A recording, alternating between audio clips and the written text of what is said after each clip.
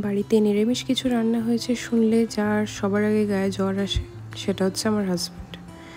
তো ওর কাছে মনে হয় যে নিরামিষ কিছু খাওয়ার থেকে না খেয়ে থাকাটা বেটার। যাই হোক, আমি সেই বিশ্বাসী নই, তাই মাঝে মাঝে আমি নিরামিষ রান্না করে ফেলি। আজকে সেরকমভাবেই বানিয়ে ফেললাম নিরামিষ পনিরের তরকারি। এটা সম্পূর্ণভাবে নিরামিষ এবং যে কোনো পুজো পার্বণের দিন পোলাও এর সাথে দারুণভাবে পেয়ার আপ করা যায়। তো প্রথমেই আমি এখানে 400 গ্রাম পনির নিয়েছি, সেটাকে সুন্দর করে কিউব করে কেটে নেব। কেটে নেওয়ার পর তারপর একটা মিক্সিং জারে 2 চামচের মতো পোস্ত নিয়ে নেব, দিয়ে সেটাকে ড্রাই গ্রাইন্ড করে নেব।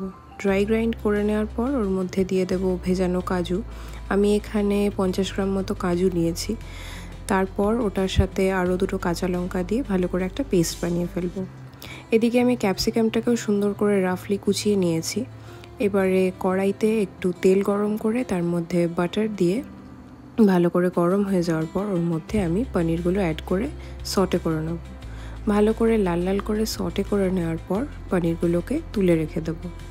এবার কড়াইতে আবার আমি একটু সাদা তেল আর সামান্য একটু বাটার দিয়ে দেব।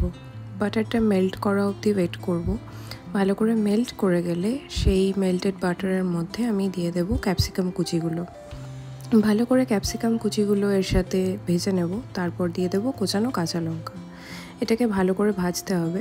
বাটারের সাথে ক্যাপসিকাম ভাজলে একটা দুর্দান্ত স্মেল আসে, সেই স্মেলটা যতক্ষণ না বেরোচ্ছে ততক্ষণ অবধি সুন্দর করে ভেজে নেব। তারপর ওর মধ্যে দিয়ে দেবো অল্প একটু নুন, আবার একটু সটে করে নেব।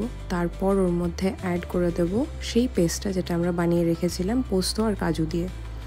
সেটার সাথে ক্যাপসিকামগুলোকে ভালো করে মিক্স করে নেব। যেহেতু পেস্টটা একটু শুকনো টাইপের, তাই যাতে পুড়ে না যায় তাই আমরা অল্প একটু জল দিয়ে দেব।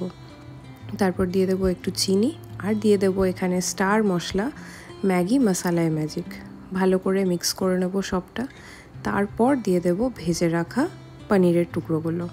এবার পনিরগুলোকে ভালো করে মশলার সাথে মিক্স করে নেব। তারপর দিয়ে দেবো 1 চামচের মতো গরম মশলা গুঁড়ো। ভালো করে আবার মিক্স করে নেব। এবার এটার থেকে অল্প অল্প করে তেল ছাড়বে। তো আমি এই পর্যায়ে দেখলাম যে জিনিসটা প্রচণ্ড ড্রাই হয়ে গেছিলো, তাই অল্প একটু জল দিয়েছি। জল দিয়ে আবার ভালো করে মিক্স করলাম। তোমরা চাইলে শুকনো শুকনো রাখতে পারো। আস্তে আস্তে যখন গ্রেভির কনসিস্টেন্সিটা ঠিক হয়ে যাবে তখন আমরা এটাকে নামিয়ে ফেলব। আমার রান্নাটা কমপ্লিট হয়ে গেছে। কেমন লাগলো এই সম্পূর্ণ নিরামিষভাবে বানানো পনিরের রেসিপি অবশ্যই কমেন্ট করে জানাবে।